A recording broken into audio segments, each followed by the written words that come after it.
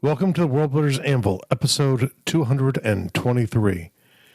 Today's topic, we're going back to a very long night, so long it's been 2 episodes.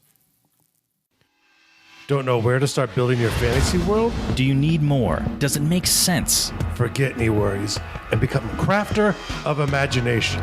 This is the place where we will prime your mind. Now, it's time to heat up the forge. Break out the mithril ingots and hammer. Welcome to the World Builders Anvil. I'm Jeffrey W. Ingram. And I'm Michael Miller. Let's sup from the muck of Java and build.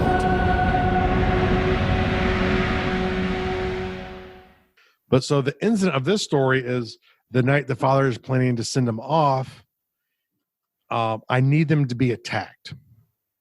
So by the orcs? Well, not directly. It's going to be some human scum. So there's a group of merchants, a guild of merchants, who are also they're powerful in this entity, and they're really a rival to the count for the power of this county.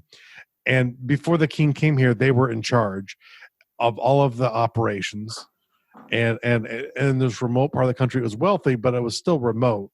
No one really wants to live here because, like I said, you're surrounded by giant mountains. There are mountain orcs, which are different than the orcs that control you, and they come down and steal your food if they have a bad winter. So you have to worry about them. You have to worry about your overlord orcs. It's really not a great place to live. It's your classic Borderlands scenario. Mm-hmm. But essentially, and that was the other thought too, is never be able to act on us because he's gonna have his own problems dealing with all of the chaos of being on this a little bit more unstable area as well. So, when the father goes to send him out, these groups of merchants, with no knowledge or connection to the Khan of the area. No, none whatsoever. They're going to strike out and try and kill the Duke or the Count and his son, both. Clean them both out before they can get the son out. Because if they can kill them all here, and the Duke had nothing to do with it, the Count had nothing to do with it, some scapegoat who was probably completely not related could be executed for it. This horrible crime to the poor Emperor of Shiftar. The Khan can take care of his problem. The merchants can get in charge of the area again and return things to the way they believe it should be, their old ways, which is kind of like an early merchant republic. Think of that, right? And they kind of want to return to that, and so in conjunction, really, with the Duke, they strike out, and your classic Knight of Long Knives. Even though in this chance, in this story, it's the Knight of Long Hatchets. Go in and try and kill off the father and his son, and the mother as well if she witnesses anything, and anyone who's with them. Some of the other nobles of the Count are sending their kids off as well too, because they want their kids to be safe. So along with the Count, essentially all of the major nobles here are getting rid of their kids because they understand how dangerous the situation is. Now, where would they send these kids, though? Like, do they have other lands far away where these kids can be protected, or are they just sending them into obscurity? They're sending them into hostageness. So they're going to send them with the mother, who's Shiftarian, to Shiftar, in effect making them hostages of the emperor, but sort of like in the Roman style of hostage. They're not going to be, locked up in a cage. They're going to be trained as Shiftarians. They'll probably serve in the Shiftarian army until they return to take their place. Okay. And because of the connection to the emperor that the mother has, it won't be a bad life for them. And once they get outside of the realm of the Duke, it will be relatively safe because the other orcs don't give a crap. They're not going to benefit from it. So whatever, maybe you have to pay some money here or there to pay a toll, but they're going to let you go because, the other Khans, who are rivals of this Khan, actually want this Khan to be worried about his Count so that they can take advantage of his weakness too. So so they actually benefit. His surrounding neighbors, his surrounding neighbor Khans like this Khan struggling with these humans because it keeps him from turning his attention on. Yeah, it keeps him occupied. Exactly. So it's because, in medieval and Iron Age times, people just, in charge never try to take advantage of anyone else. But so the idea is, if they can get them on the boats and down the river, they'll be safe. But they have to go up. There's only one spot in the county that you can load boats, which is right under essentially a stone castle built by the orcs, which overlooks the one easy way out of this county, which is by river. And you have to do it at a certain spot because there are rocks. Essentially there's I forget what you call a group of rocks. Part of the river here is not really navigable by boats. So some parts of the year it is, but normally the water's too low. So right after the wet season, you can go over them. But there are two sets of docks in the city, one going into the river and one going into the lake, which is in the middle of the county. So he needs to give them up onto the river boats, and from there they can essentially sail down and then to the city of Kleinfar and High Wall. That's right, the city on the High Wall, and sail down into Shiftarian lands. And so, yeah, it's by far not a safe journey. But once they get outside of this county, they'll be much safer. When they get out of the dukedom, much, much safer. So, then they don't have to worry about bandits and pirates. Yay, pirates. But still considered safer. And it's essentially going to be the children of the 7 tribes, nobles, all going together with the mother to become hostages. But the problem is once you become hostages, you go to a place like Shiftar and you start seeing, oh my goodness, life here is like totally different than anywhere in where they're from. They're going to be in the city of Shiftar, which is a massive city, people wise.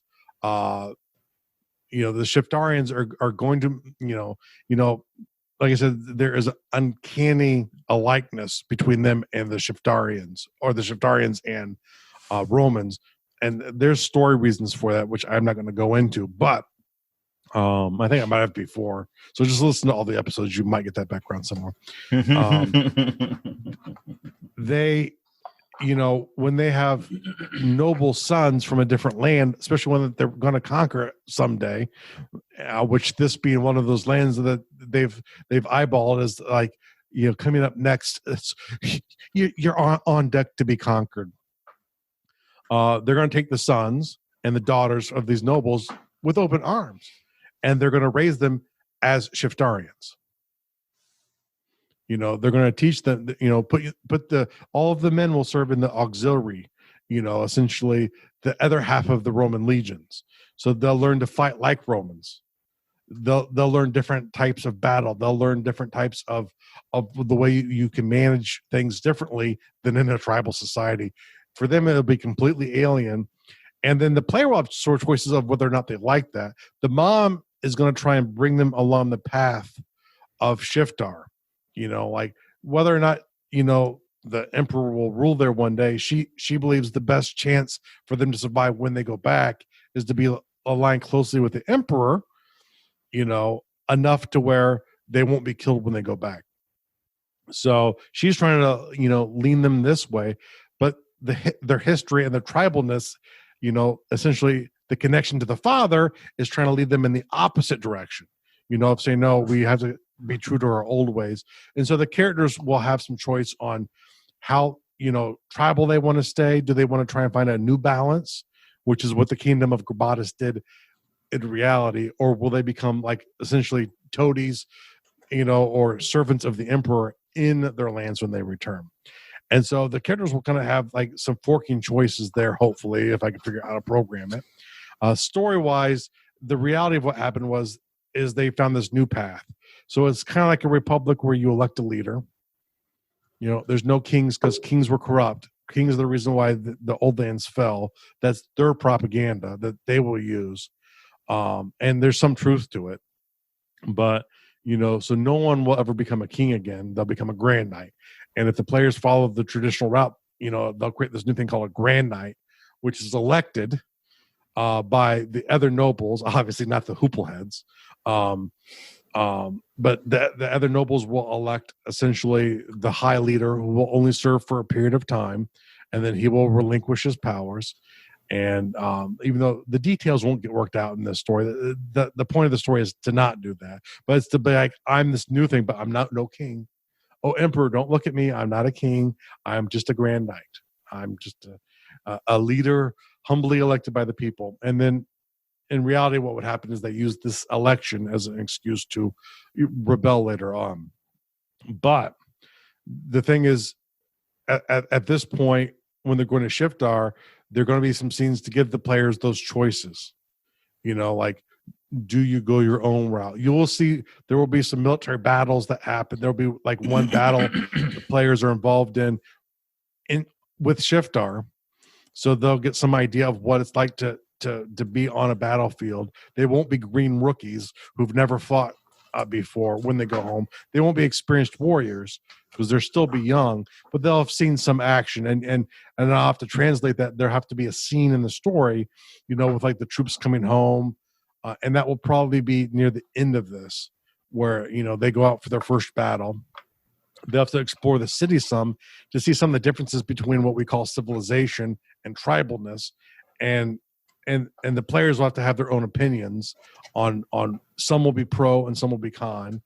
Some will be only the old ways. Some will be new ways are better, or we need to take what we can from the new ways and make them our own.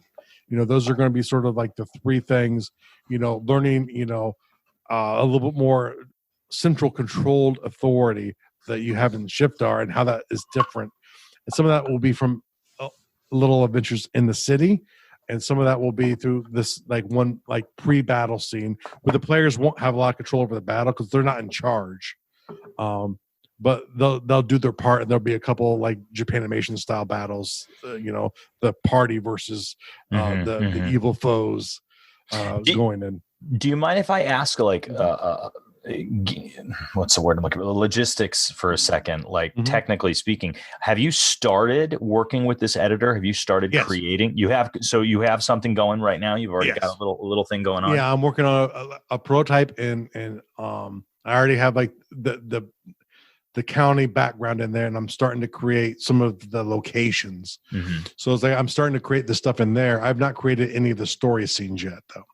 So it's like I'll need the city that they're leaving from, essentially the main city, the main lake city is its name, and down the Green River, and they call it the Green River because that's where the copper flowed. And when copper gets wet, it turns green. So they call this river the Green River because that's where the copper would flow to out to Highwall. And that's why name places never have smart names. They're descriptive of the people who live there. Obvious, yeah. There's a reason why things are named the way they are, and it's quite we call this the dusty plains. Why? Well, it's wide open. It's very dusty. And it's like the kind of like the real names of like the villages and stuff will be like the northeast village, of the county. Smithtown. Why? So the Smiths started it. That's right. The Smiths started. This was just a Smith farm, and other people. And now it's a small village, so it's the Smithtown. So Smithtown. Exactly. Yeah. That's exactly how all the names come up.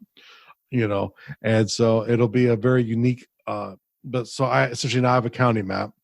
And I'm starting to develop some of the city maps, which would be like classic Japanimation, because I'm not going to spend time making those yet. I kind of decided like the first map is a little nicer than that, but like the city maps are just your strict old school JRPG sort of 2D, 3D looking things. Like I said, if it ever really develops into a full game, like I'll use Unity, and there'll have to be some money spent to create the assets. Because it'll probably be a 3D game that just looks 2D, but for this, it's a prototype, so I'm just trying to figure out how to do some of the elements. And when I get all of the elements I need for this part of the story, I'll start creating the scenes needed to transition. But yes, so I've started actually making things in there. And some of the things I don't know how to do yet, like I don't know how I'm going to make the magic any different than classic JRPG magic, and I might not be able to do it in this. They might just be two different magic classes, and not have the feel I want them to have. But I don't need that for this, Yeah. This is a prototype, and that can be fleshed out if I decide to really go full fledged, make a Carver feel like Carver magic, which is different than like priests doing magic. Well, could you just have that feel come through with the animation? Yes, that will be the idea I'll try using here, where like you'll see sort of like runic things popping up for the carvers versus like your classic JRPG things I'll try and keep in the animations for. So you'll have at least that. But in my brain, I'm starting to see how the systems would be different in here, where a carver would do an effect a turn is the way I'd like to do it, where like a carver it would take 4 turns for him to do a true spell. But each turn, essentially, something new would get layered on because he's carving it. And but once you got to that thing, it would be 4 turns worth of spell happening, plus a little bit because it took you a little bit more to get there. So it'd be more powerful than essentially a mage doing the same thing for 4 in turns. 1 turn. Yeah. So, but figuring out that exactly how I wanted. I'm not so worried about that, but the animation will hopefully be just like actual runes popping up to display what you're doing instead of the spell thing, or it within there, So we've talked about the before story of the before story a little bit here, and the incident, which is essentially the merchants come to murder everyone. Obviously, it doesn't work. As the kid, you don't really know if your father got murdered or not. You don't think so because there'll be scenes where the mother talks to you about when your father sends word. But as the kid, the lesson you know is like your father is like him and his friends are holding the dock as you guys are getting on boats and they're like slaughtering people. And you're getting on the boat as like this little kid. And then there'll be like a little travel map. And I could kind of see that scene coming around where it's just like your classic Indiana Jones travel scene, dots moving across there showing you going somewhere else, and then you'll fade into the new scene, which will be the city of Shiftar. But there'll be some scenes there developing the loving relationship the mother had. Some of the things I want to have is the mother and father actually care about each other, even though it was an arranged marriage. I like that idea.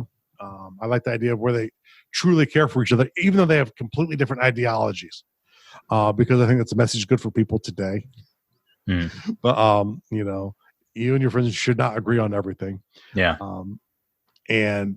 But bring that through, like they truly care for each other, even though they never met each other before they got married.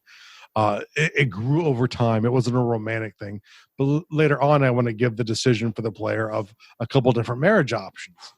One being the person he should marry, the other person being he loves.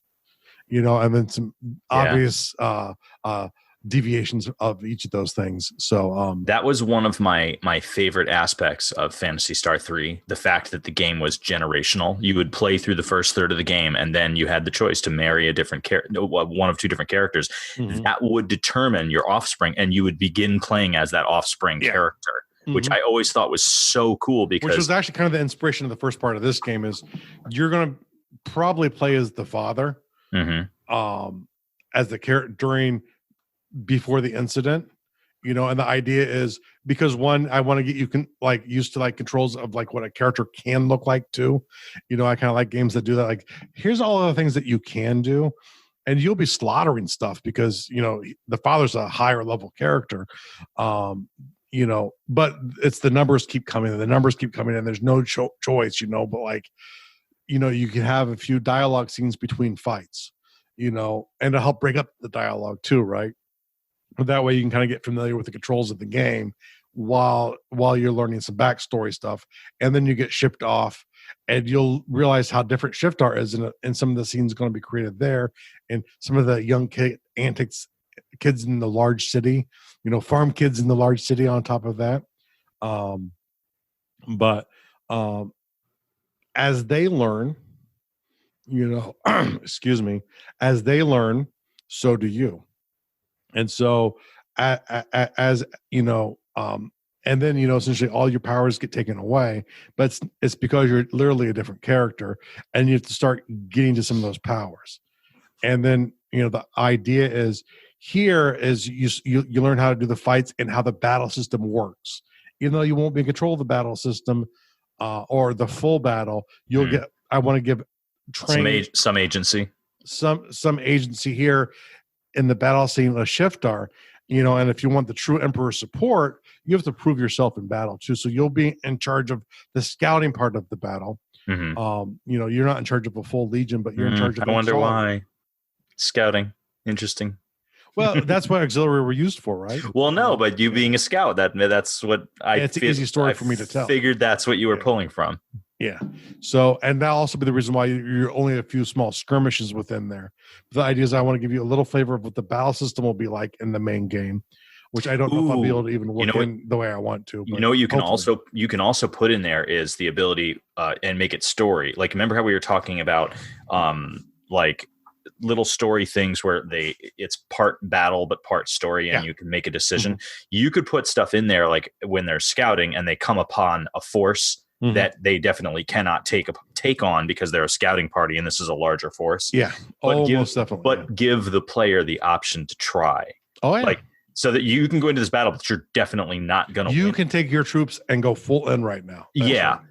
And then obviously the right choice would be to report back and say, hey, there's a huge force moving this way. It's much larger than we thought. And what you sent me to scout the back door to these people, well, their main army is coming this way. Yeah.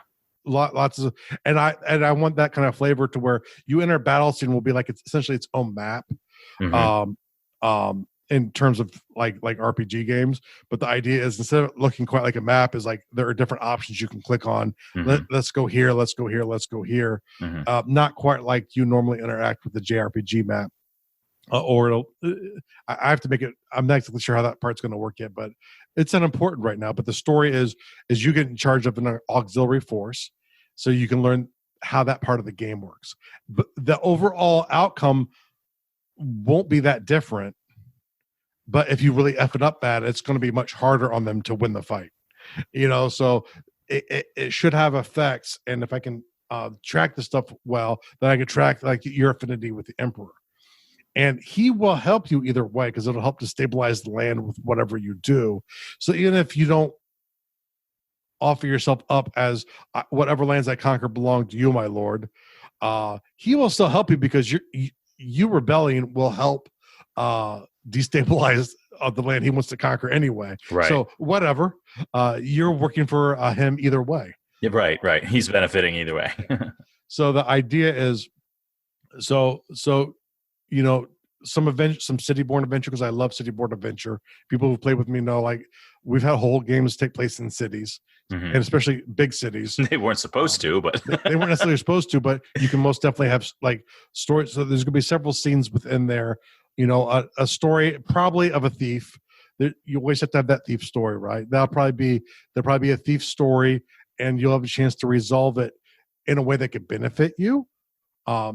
Any way you win, it will benefit you here, but it could benefit you more in certain ways based on decisions you make. And the idea is giving the player some agency to go, you know what, maybe I'm going to kill this person, or maybe he ends up becoming part of my party. I think is the story there, but I think it needs to be like the classic thief takes from your friends. So you and your friends go on an adventure to get back what was taken. And the question is, do you take more? Do you kill the person who did this to you? How do you interact? And that will have consequences going through, because remember, I always like to have fails mixed into stories too. You have to fail early on, I believe, as a great hero. And the idea is it's about the conclusion of the story here is when the merchants and orcs send people here to kill you and your mom. This so makes me want to replay Suikoden. Like, I might have to pull out actually, now that I think about it, I don't think I have a PlayStation that will play it right now. I might have to go get one. You need at least a 2. Yeah. And I went in, I'm like, they have to have released that now on the 3 in the store, and they've not. and it pisses me off because I would buy it again. You could buy it in the store on 2 or on the last version. Are we on the? Oh, you mean the PlayStation Store, like online? Yeah. Gotcha. It's like we bought it, I think, on the 3, but of course you don't have that with the 4. Is that what we're on the 4? I forget what numbers we're on the 4. Yeah. So yeah, I had it on the last generation. I bought it because they had released it in the store. You could just download it and play it. I did not know that. That I have a couple of 3s set up right now, so maybe I'll just download it. Go check out the stores. Yeah. The thing is though, I have saved files on cards. yeah. I don't have those anymore, unfortunately. I would have to look. I have the classic 1 finished with everything, with all of the goodness. I never finished number 2. Oh, you didn't? I never did. 2 is a great game. 2 is the better story. Is it? Because I had a hard time really, like I got into it a little bit and then I got away from it and never got back to it. Yeah. No, it was like, but I've from played through number 1 more than from one a pure storytelling aspect, I prefer 1 that was more raw and emotional. 2 followed a lot of the tropes of 1, but it was structured better. It was told better. It was, the better told story, even though I preferred 1, which I played God knows how many times. Such a good game. Yeah. I have both of them still on disc. Yeah, and that does influence part of like the decisions you make. Do you get new companions or not?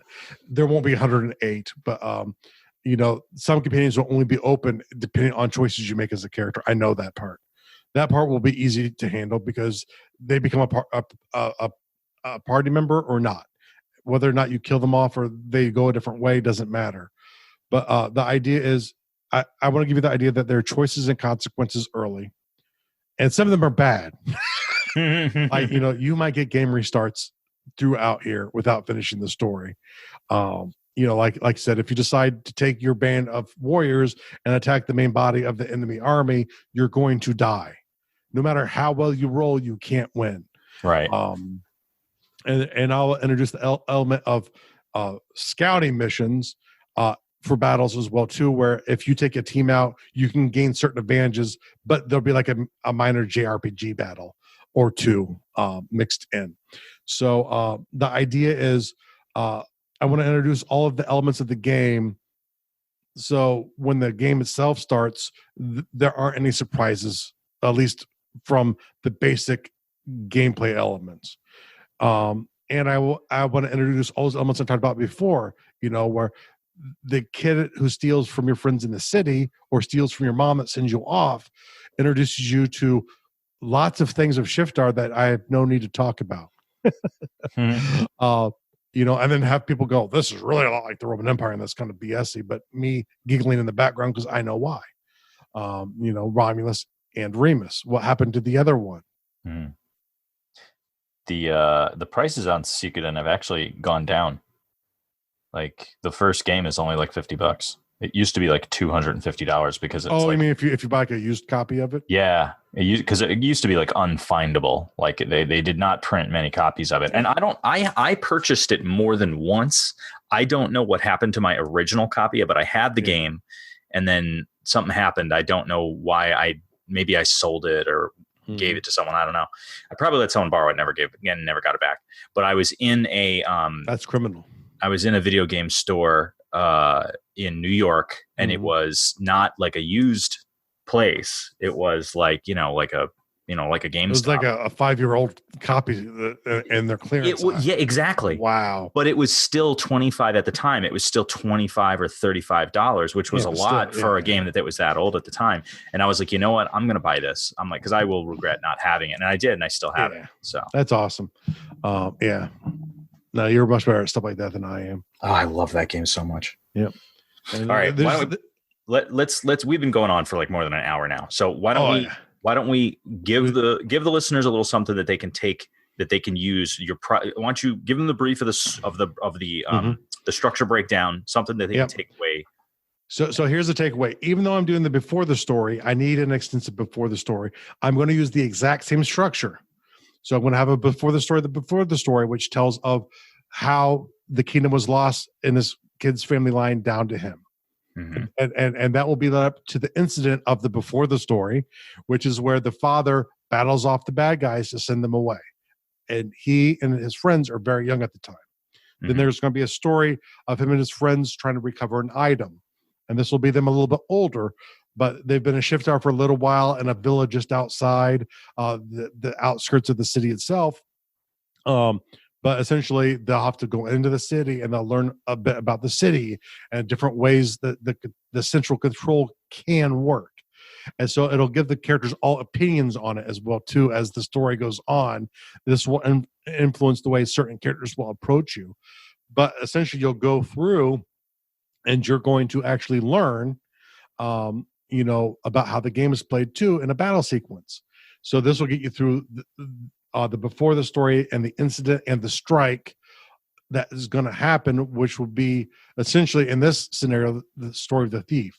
The fallout is going to be you in the military training and going out for your first battle, which will lead to the run, which is you winning that first battle, coming home, and another night of the long knives, where they're there to try and kill you and your mother. You're not going to die. And then it's going to be the story of you having to go home. Like, we can't stay away any longer. And you're now young adults. You're going to go home. You've had a little battle under your belt, but you're not veterans. And you're going to go home and you're going to find out, one is are your parents even alive, or are they all dead? Because this could be a complete suicide, and obviously they're not. But the father will be dead very soon. He'll be glad to see you. You'll have the chance to tell him whether or not what happened to your mother. And but then the real story will begin of the game as your father dies and you take control. The after story and the incident of the first game will officially be over at that point. It'll be hopefully about a third of the game, story-wise, and all of these different elements that I just talked about. And so the idea is to make the story more in depth and to give away some of the details I would need to. I'm going to tell a whole story, which will be my first act, which will go through the exact same ups and downs and flows of a real story, but it'll lead me to a certain place in the first story, which is going to have built you up, and the action of the first story will be rising, but the first story arc will come to an end at the same time. So, and that's the way I like to tell stories. It's stories within stories, and sometimes you don't need the before and after because it'll just flow in and out quickly. That's a minor subplot, but a full subplot, I like to have a little bit of everything. And the backstory might be tied into the other story, and the after story might be weaved back in. But in here, as the after story of the one ends, your story is really just beginning. And so that's how that tension starts to rise. Is like, wait, now you got to make these choices, you get to see a little bit and learn the last little bit at the end is your father explaining essentially how you run the land, and how the land's fragmented and he needs you to at least bring it back together. And now you and your friends who are going to be taking over for the other nobles in the land, you have a chance to hold on to the traditions, or to get rid of the traditions, or just to throw in full board for the emperor and, start off, as Shiftarian rebels in the land. All right. So let's bring it in for a landing. Yeah. World builder task for the day is create a story within a story. Mm-hmm. I'm a big fan of this. This is actually something that I love doing when I'm recounting a story to somebody. Mm-hmm. I do this a lot, actually. And it reminds me, like just yesterday, I was at work telling a coworker about how I had, he's from Portugal, and I was asking him what currency Portugal uses. And he's like, well, now he's like, they use the euro. And I was like, oh, okay. So, and I was like, I have some euros at home. And he's like, oh yeah, why do you have euros at home? And I proceeded to tell a story that could have simply been, I went to Europe and I came back and I have extra euros. Mm-hmm. But I told a story that involved the establishment of Protestantism, getting lost in Germany, and dealing with illegal drugs, being burned at the stake by papists in a foreign land, and then returning to the United States with extra euros. Yeah. All just because I have some euros in my desk. but and this is a good reason. Another reason why I'm telling a story within a story is that person Michael told the story to will understand all of those elements, and that story will live forever. Right. And that's the beautiful thing of stories. Human minds were designed to hold on. We'll get enough fragments that this story will live forever. So that's why stories are important. That's why every culture tells stories. Everyone knows how. You do it as a child, and some of us just forget when we get older. So love your stories. So real world task. I love this one you've come up with here. Share something you have learned or done because of the pandemic. People I've noticed typically are focusing on what they've lost, whether sometimes it being like something like really as legitimate as a family member, or I can't go out the way I used to, or I can't do things I used to be able to do. Can't go to work, or I'm losing my income, or it's messing with my budget and subsequently my financial plan. My wife goes to school with, his fiance was supposed to graduate this semester from dentistry school. Yeah, which are all shut down. Which is now holding up her career. And she has a lot of debt because of dentist school. I'm assuming is probably pretty close to the cost of medical school. Well, I'm saying that I want to say she might be an assistant. I don't know that she's a hygienist. Might not be a dentist. Itself. It might not be a dentist itself. But still, the point is that it's literally holding up her life. Yeah. Oh yeah. And there's a lot of legitimate sacrifices people are making or suffering because of this. But we get to choose the things we think about. I'm a big believer in thinking that when you focus on the negative things, you have negative feelings. And if you focus on the good things, it's like the extra time you get with your kid at home. Come tell us a story. Come into the World Builders Undercroft, facebook.com/group/Undercroft. Tell us a story about a time you get to spend with your kid that you normally wouldn't because you'd be at work or you'd be away doing something else. Or a story that you've been able to come up with because you've been at home. You've been able to do a masterclass online, or you've been able to learn something that you would never have gotten to. What's a positive thing that you've gotten out of this because of the pandemic? And I'll be going live at some point in the week when this episode comes out, telling you my story. Jeff, what would be a great place for everyone to share these? Well, you can go to facebook.com/groups/Undercroft and share there. Or you can, I'll be going live on the Garduel Stories page in Facebook, which is where all of our episodes go. And I'll be sharing my story. And I'll probably put it in the Undercroft for all the Undercroft people too. But just something positive. What's something positive that you've gotten? And just tell us that story. And if you want to, I'm sure a lot of you who are stuck inside and bored and buying stuff from Amazon, if you want to go to www.garduel.com/Amazon, it'll take you straight to Amazon. It'll help the show. But I also feel a little guilty mentioning that because my thought is if you have a couple extra bucks, maybe donate it to something that would help. But remember, when you buy something, you're paying workers. True. So if you have the money and the budget to buy stuff, engaging in commerce is still good. Yeah. True. Not every company can, but the more companies that have money will be able to keep their employees on staff. Yeah. So the economy is going to be hurting really bad over the next few months, irregardless of how this outcomes, just because of what's happened so far. Yeah. And we hope you all come out on the better end of things. If you want help with that, in the Undercroft, just tag me. I love talking about this stuff in different ways that you can get started right now. So we wish you all the best and the health and happiness to your families. We love you all very much. And I mean that. We do love you all very much. And I'm working with Derek on Seize the GM with a good crossover episode. So I'm looking forward to that. Yeah. So be safe, everybody. We're wishing everybody well. Be safe. Do what you can. Be healthy, be safe, and enjoy your lives. And this is maybe episode 223 too, probably. Thank you so much for listening to the World Builders Anvil. We would love it if you would share the World Builders Anvil with 2 of your friends. And so would they. If they are unfamiliar with podcasts, then you get to introduce them to the wonderful world of podcasting. Take them to Stitcher or iTunes, or best of all, just send them to our website, www.garduel.com. That's GARDUL.com. Now strike while the mithril's hot.